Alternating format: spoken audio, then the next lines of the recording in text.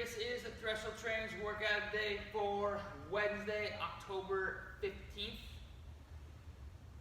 Or sorry, 14th. So today's workout, we are starting with a bit of an extended warm-up. Our goal is to work on our handstand positioning.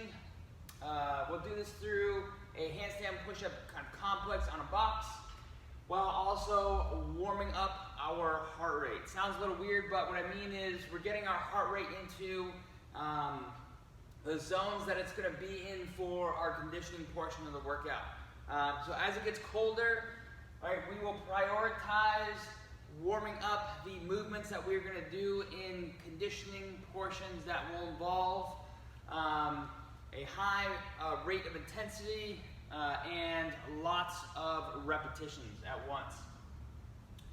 So this is how it's going to work. We're going to go through 4 sets at your own pace of 5 weighted good mornings. Starting with an empty bar, you will add load each set. The goal is not to get to a heavy stimulus, but rather practice your hinging position. So the weighted good morning looks like this. Bars on your back. You can use a different object, particularly if you're at home, like a dumbbell or a weighted bag. Bars on your shoulders, feet are hip width apart. Slight bend in the knee, and you will send your hips back. You will send the chest and shoulders forward over the toes until you come to about parallel, and then you will push through the ground to bring your hips back underneath you to stand. It's more about how far the hips go back during this movement. For our handstand push-up complex, we're using the box for the entire complex. This is how it's going to run. You're only going to go one time through. You're going to start in a plank position, feet on the box. You will walk your hands up to a pike position. You will do 1 shoulder tap per side, 1 strict box handstand push-up, 1 shoulder tap, and then you will walk back out. The goal is to go from movement to movement under control. When you are doing your shoulder tap side to side, make sure you're shifting weight to one arm first before you take the other arm away. When you replace the arm back on the floor, make sure you are pressing through the ground and you are ready to hold your body weight before you take the opposite arm off of the ground. For the handstand push-up, let's be mindful of our tripod position. So when we descend down in our handstand push-up, we are creating a tripod position between our head and our hands. Ideally, we're touching our head to the ground. Okay, but you can alter the range of motion by bringing an ab mat or plates in an ab mat, so you're raising the floor to your head if you need to. Then we're going to go through 30 single unders. Okay, to warm up our calves, to get our mindset wrapped around kind of being on our toes in preparation for our run. If able, we're going to challenge you to try 1-legged single unders today. Like so. Then we will do a 100-meter run. During this 100-meter run, we want you to increase pace as you go. So we start slow, then gradually ramp up, increase pace. When you turn around, same thing. Start slow, gradually ramp up pace. We'll take a 30-second rest between sets. By the end of the 4 sets, you should feel like you're nice and warm. Then what we will do is keep our barbells out. We are going to build to 70% of our 8-rep max deadlift that we found a few weeks prior.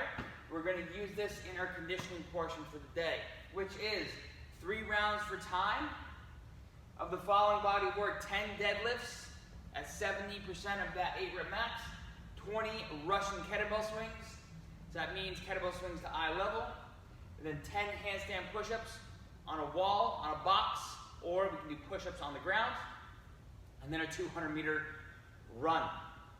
So this is going to elicit a very similar response to Christine, that workout we did the other week with the 500-meter row, the deadlifts, and the box jumps.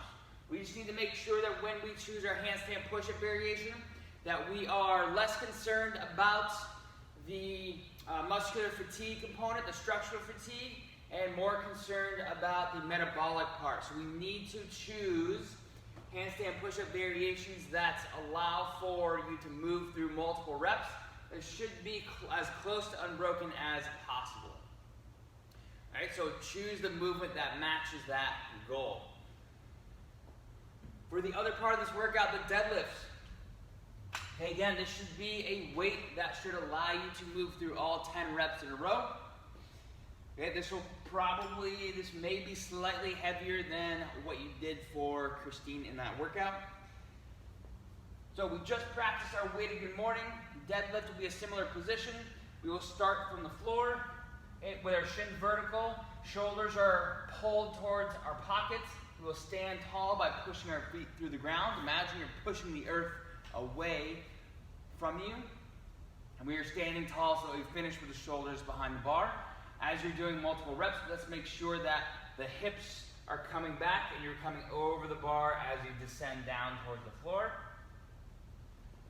For our Russian kettlebell swings, our goal is to make this a hinge-like movement, very similar to the deadlift.